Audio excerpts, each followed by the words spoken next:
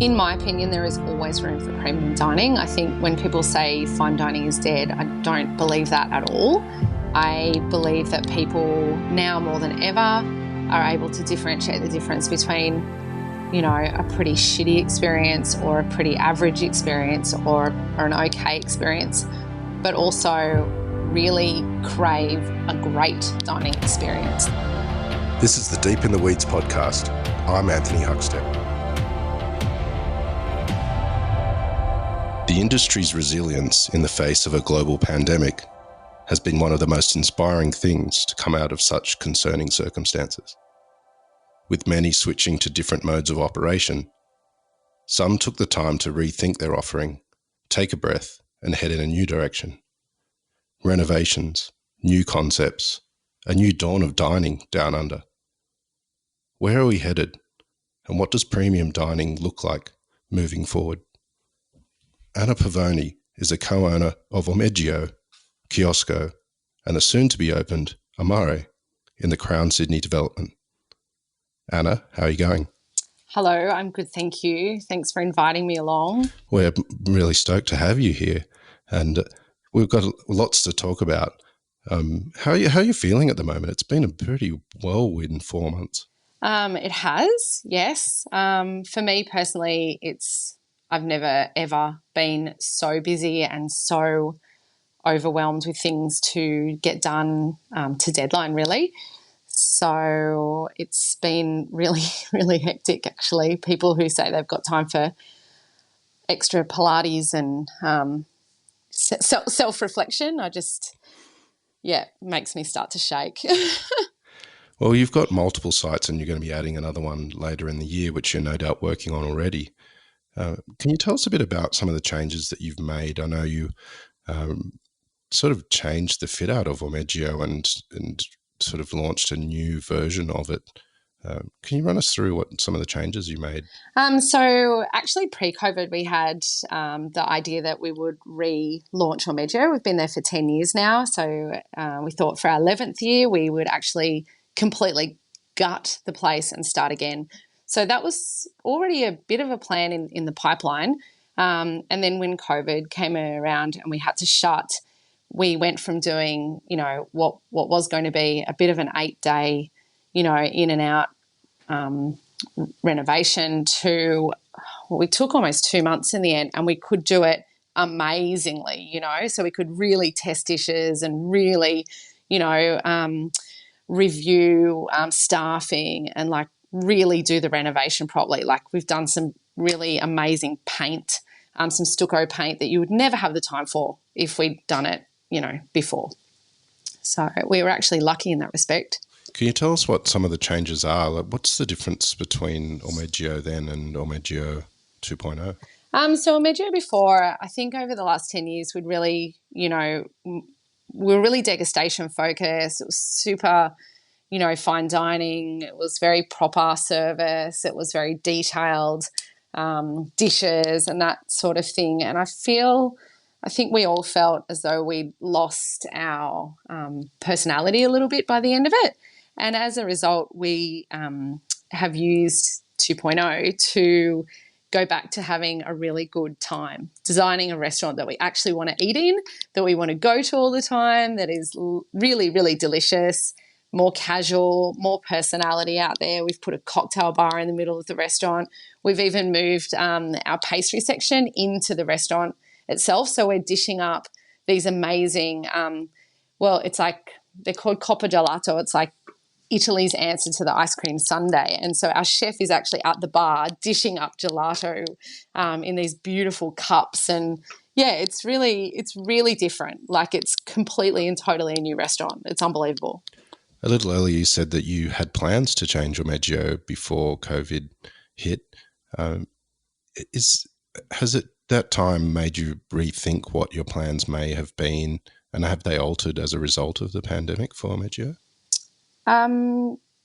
Yes, I think we were on the right path to where we are now, but I certainly think that it did make us change the way and that we were kind of delivering it, but also I think allowed us to focus a bit tighter on the new concept. I mean, it's really hard to talk to your team about your new restaurant that's actually the old restaurant with the old people having to do an entirely new thing. It's really tricky to try and bring a new culture and a new message through when you're still actually delivering the old one. So I really feel that having the shutdown actually allowed us to tighten the message and get everybody on board with 2.0, the new Ormeggio, you know? It was good. What's the response been from the public with the new version of the restaurant? Amazing. Yeah, it's really, really great because I think people are feeling the fun and, you know, it's just buzzy and it's like all of the great things that you loved about Ormeggio, the professional service and the amazing food, but now it's got this whole new shiny facelift and there's so much ambience in the dining room. Our regulars are raving and we've had weirdly heaps of new customers, which in a 10-year-old restaurant in a middle of a pandemic, you wouldn't think that that's something that would necessarily happen. So I think we've been incredibly fortunate. It's actually one of the positives that has come out of this whole experience. And I noticed you had Terry Durack in writing a review. What was it like getting a review during a pandemic? So Terry and Jill turned up to Kiosco on our very first night open when they had announced that restaurants could do 10 covers. Wow. And so Ormeggio was shut and we were, you know, kind of working on the renovation and we have a very foreign heavy staff. So we only had 8 people on JobKeeper, which included Alessandro and Victor, the 2 boss men. And so we had this really small team and we thought, okay, well, we'll just do it for Kiosco. We'll open for 10. It'll be nice. And the very first day we opened the doors and 10 minutes later, Terry and Jill go through the door. So Lord. that was really funny. It was actually really funny because I don't think they've ever been to Kiosco. I mean, Kiosco's not on any kind of radar of any media or anything like that. So for us, we were like, wow, we've been here 6 years and welcome to Kiosco, you know. It's a bit different, but sure. Was it nerve-wracking, like with an impending review coming out, or is the circumstances a bit different to pre-COVID? I honestly think the circumstances are a bit different. Like, I mean, obviously a good review is great, like absolutely wonderful. But I honestly think that we were so, like we were just struggling so much to go day to day and keep on top of everything. I'm pretty sure that we were like the results of the review was probably not on the list of things that we really, really had to worry about that moment. It was just we had a lot of other stuff to think about, a lot of other priorities.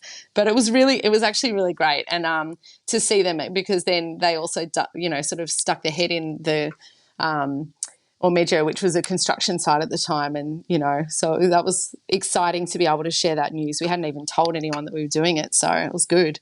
A little earlier, you sort of mentioned, some of the challenges and that the review wasn't really top of mind because everything else was going on. What were the challenges during that period operating with, and as you say, you had limited staff as well. Can you run through those for us? I suppose personally for me, as I said, we only had 8 people on JobKeeper out of about 50 staff. And so everyone was on stand down, and for me personally, I had all my office team on stand down, except one of my part-timers who was, thank God, managing the takeaway situation for us. But I was doing like all of the normal things I do, plus, getting back into figuring out how to, do my EDMs and get on social media and things that I normally try to delegate out because I know they're not my strengths. But it was pretty wild because we were doing things like running online wine sales and, doing takeaway that we literally have never done before in that kind of way. And, plus we had the kids at home. So they were in the middle of everything as well. So we had a 4-year-old and a 5-year-old.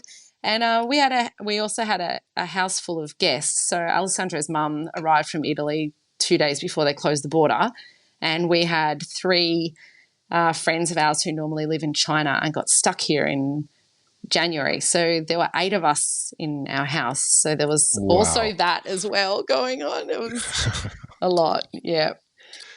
That sounds more challenging than running a restaurant. There was a lot of bodies around. It was great. Actually, for me, it was really great. I had a really good time because I felt as though, I wasn't on my own, even though, I certainly wasn't on my own. There were 8 of us. But, it was actually a fun time for me in that respect. You like to remain behind the scenes compared to Alessandro, who's in the media a lot. And you've also mentioned that you've been busier than ever during this period. What are some of the challenges that you've faced in running the restaurant and getting things up and running from your day to day that people might not realise goes on in restaurants? I am a cash flow addict, so I'm all about managing, not just like reviewing costs, which is, what Alessandro loves. He loves the analysis and that kind of side of the data, but I'm all about cash flow. And so there was a lot of that for me. And then also because in the office that I manage behind, we do everything from marketing, HR, PR, accounts, all of the reservations and policies and all of that stuff. So I guess for me it was about going back into the many, many hats that are behind the scenes that people forget about. Plus I was setting up things like, wine sale Shopify sites and, learning how to set up takeaway software and, it's like every single day. And I think this is one of the things I really like about my job is the fact there are so many hats and you are constantly learning something new and there's no kind of rules to this job. We're just kind of all flailing along doing all of the things, but it's fun. It's very challenging and exciting. But yeah, normally I do have people around me that I can also talk with, whereas this time it was all on me. What are some of the changes that you've made to operations that you'll carry forward beyond the pandemic that you may not have considered previously? So I think, one of the big changes that we've done at the actual business, we have sort of split our chef team into 3 teams. So we've actually introduced this whole idea of having a commissary team. So we have 2 service teams and then like a prep team sort of thing. That's been a very massive change to our business operations that we've sort of brought in all at the same time that we've done 2.0 and we've moved out all this furniture for the other venue. So we're, I don't know, all of these changes that happen at once. So the whole team has to sort of jump into, new payroll systems. And, if you're going to introduce one change, you may as well introduce 50 of them at once, right? I think we've had a lot of changes happen down there to past operation, but I think because we've done it all at once, everyone's just accepted and learned and, got on with it, which is great. There's not many operators that have had the chance to renovate and relaunch a new business model. What's the restaurant and the group like at the moment financially? What sort of impact has the pandemic had? So, like I said, I'm really addicted to cash flow management. So, right before we shut down, we actually met the team beforehand to kind of update them on what was happening and assure them all that we had the money to pay their, entitlements, their annual leave and stuff. And because we'd already started planning this renovation, we'd actually outlaid a lot of money on deposits of furniture and things like that. So it was a very scary moment at one point because we suddenly thought, if this happens for 6 months and there's literally no money coming in and there was no job keeper and there was no anything at that point, it certainly was going to be a very stressful 6 months. But, I mean, JobKeeper has been amazing, even if it is pretty minuscule for us. and, you know, those couple of little helps with the ATO or whatever it is. But I think the benefit of right now is that the suburbs are actually booming. Like everyone I know who's got a restaurant in the suburbs compared to the city is just saying this is great. So we are currently on 45% capacity, but it's a full 45% capacity and we're turning our tables. So we're actually overall really happy with how things are right now, even on the limited numbers, because I think customers are more accepting of the fact that you do have to turn your tables, that you do set your timings, that there are minimum spends, or, you know, that you have to give credit card details, all of those things that before they might question, still do, but question a bit. Now it's like you can implement things that hospitality businesses should always have in place, you know, but people are more understanding about it. So, yeah, but I think right now things are good because people really want to get out and they're happy to do the things that you ask of them and also be really happy and positive when they're there, which is wonderful. You mentioned just a moment ago about the boom of restaurants in suburbs as opposed to the CBD. Where do you see premium dining heading moving forward beyond COVID? In my opinion, there is always room for premium dining. I think when people say fine dining is dead, I don't believe that at all.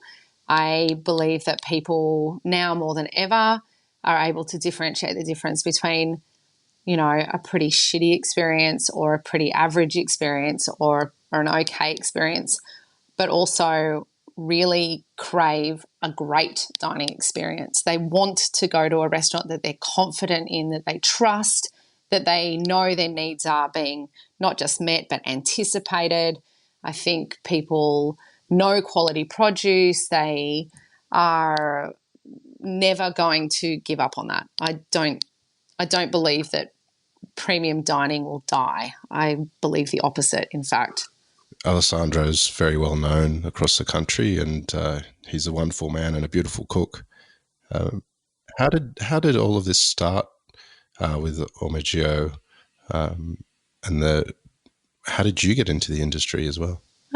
So Alessandro and I met 1,000 years ago. It was almost 20 years ago now. He was in Australia on holidays, and we met in Leichhardt, Little Italy at that time, and things just escalated pretty quickly. And I went back to Italy within a couple of months, and then he was back here, and it all sort of kicked off from there. But he had no English and I had no Italian, so it was a fun first couple of years there. And then with Ormeggio, I think, well, with us, I mean, I'd sort of always worked in the industry since I was a teenager, but had been at uni. I was at uni when I met Alessandro. I was studying business and management and accounting, and all my friends were getting, you know, big, important jobs with DFAT and Deloitte, and I thought that wasn't really for me. And we'd always talked about opening a restaurant, but hadn't quite got there yet. So I ended up kind of choosing a whole bunch of different businesses in hospitality to work and increase my experience and that sort of thing. And then Alessandro got this job at the Park Hyatt as executive chef and was killing it, just loved the hotel thing, they loved him. It was really great.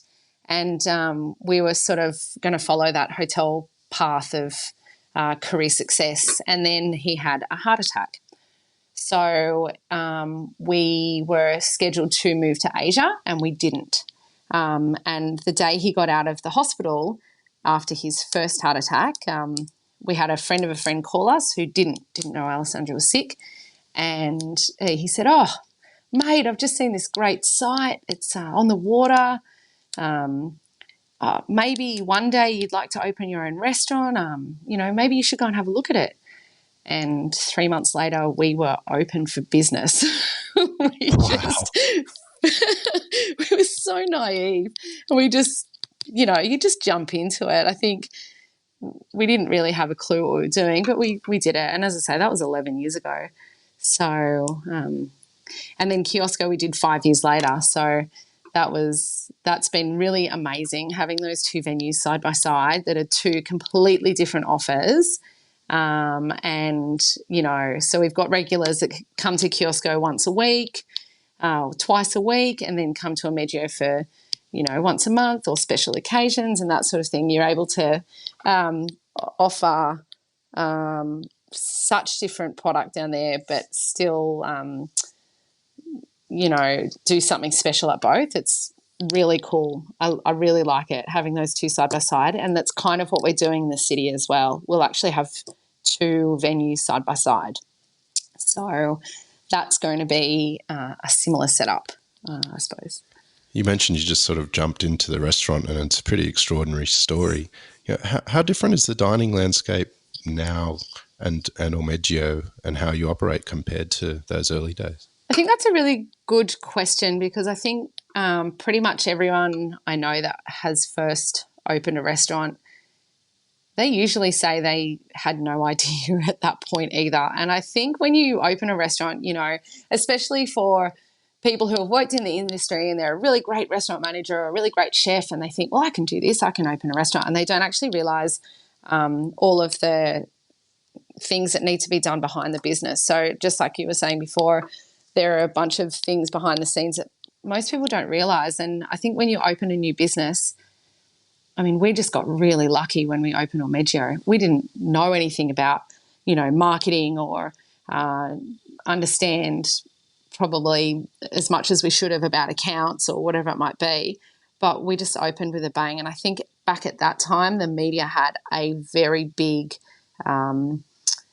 influence on the dining public. So probably more so now because there's such saturation with social.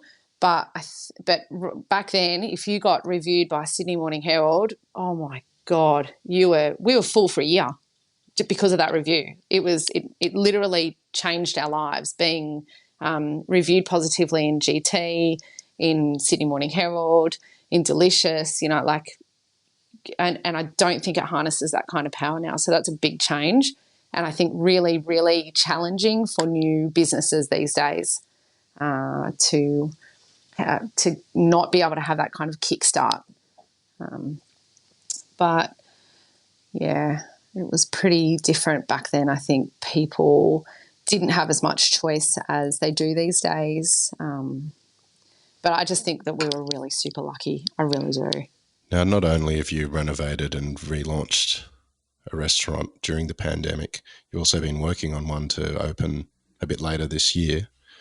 Can you tell us a bit about that? I know you've had some experience opening in bigger spaces like Westfield as well in the past. Can you tell us a bit about that project and also what it's like being part of a big offering like Crown Sydney? So we are opening a restaurant, in the Barangaroo Crown Sydney project called Amare, and we'll also have a pizzeria cafe next door, Cafe. And it is really super exciting because it's basically a project that I think would be really ambitious for us to try and do it on our own. And so having the support of a massive machine like Crown is pretty amazing, I have to say. We're really grateful for it. But it's going to be very, very different to Ormeggio and Kiosco, totally different. It's reminiscent of old school, Italian fine dining where the service is amazing. You're just looking around the room and it's like a dance. All the staff are just on fire, and the maitre d's, knows your name when you walk through the door, and you're just super comfortable that everything's going to be amazing. So, yeah, we're really excited about doing this sort of old school fine diner with beautiful dishes that you know and love, more traditional Italian, with a tableside more Gueridon service and things like that. So It's really, it's going to be really amazing. It's like I don't believe that we have anything like it around at the moment. So it's very exciting, and it's not bad that it's like right on the water in Barangaroo. It's really going to be quite a special restaurant, I think. So, yeah, really exciting. So that's December, which feels like ages away, but is not. So definitely need to do a few things there. But, yeah, very exciting stuff. Super cool. It's been a really busy period for you. How have you coped personally with the pandemic and the challenges that you've had? It's certainly brought back my anxiety, that's for sure. I certainly appreciate school teachers more than before. I think the big thing for me throughout this pandemic has been the support network. I coordinate a network of female restaurateurs around the country. We call ourselves the Council of War. So that's women and restaurants. And there's just two things that you need to do to be a part of this group. One is be female, and second is to be one of the owners. And it has been the most rewarding thing I think I've ever done in my whole life. This sort of started off, this network, a couple of years ago, and during this pandemic, it has been unbelievable, the amount of advice and sharing and support and,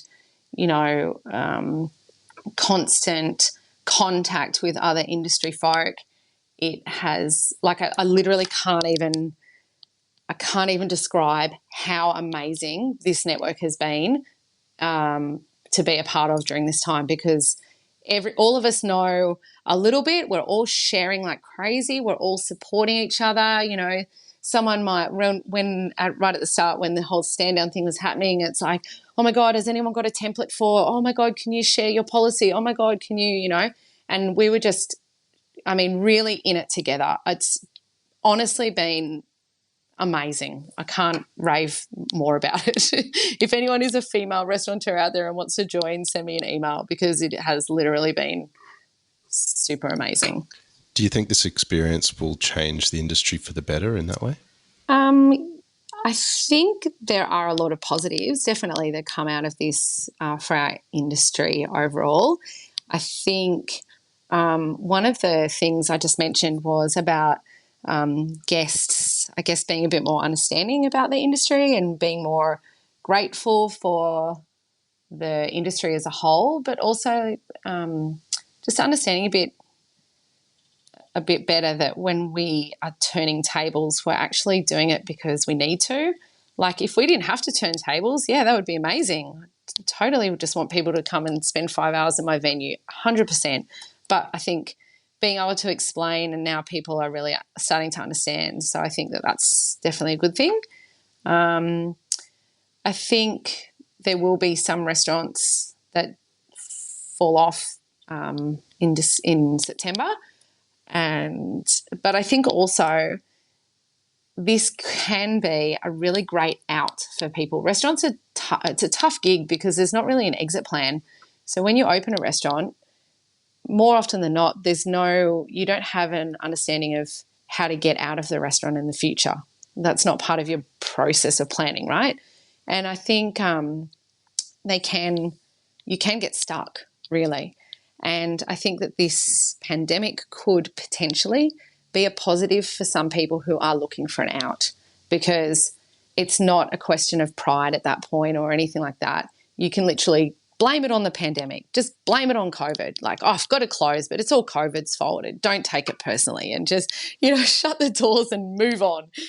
So I think that there's definitely a positive for people to have that. And I'm not making light of the fact that there are some restaurants that will genuinely close because they actually are closing down, and that's really shit. But I also think that potentially those businesses, maybe the owners will be really happy to just get rid of it. They can be hard. I've been in a restaurant that doesn't go well, and I tell you what, it's not nice. How are you feeling at the moment with Melbourne being locked down and cases in Sydney and the future? I think that Melbourne was Sydney's wake-up call. I think Sydney was becoming way too complacent. And I work with a bunch of Italian people, so there's a whole lot of kissing going on, right? And so I think definitely when Melbourne's numbers started shooting up and when they suddenly went back into lockdown, I think Sydney folk just really sat up straight and went, oh my God. I could see like the actual fallout of that at my workplace, for example, where the Italians stopped kissing and started bumping elbows again. It was like one day to the next. Everyone's going, oh yeah, that's right. We need to like stay on top of this, you know? So I think that, like, thank God it wasn't Sydney, and I'm really sorry, Melbourne, but it was definitely a wake-up call for us. Fingers crossed it doesn't keep spreading. Well, in all things going to plan, you're going to be opening an amazing new restaurant by the sound of things in December. How's it going to feel when you swing the doors open? Oh, my God. I think this year is just, I feel like I'm in a movie. I feel like I'm in some sort of weird sci-fi movie, and I don't know, maybe that's the ending, you know, at the end we'll all pop out and end up eating, you know, cotoletta together by the water. But like, it's just, I don't know, I think it's so surreal. And as I say, I mean, through this whole period, literally every day something changes. The rules change, the policies change, you know, numbers change again or whatever it might be. And it's really hard to think ahead. It's really hard to forward plan or to dream about, you know, how will you feel when that, because it's like if, when, you know, I don't know. It's really, I feel like I don't want to tempt fate by saying how I will feel when things are amazing in the short to medium term future.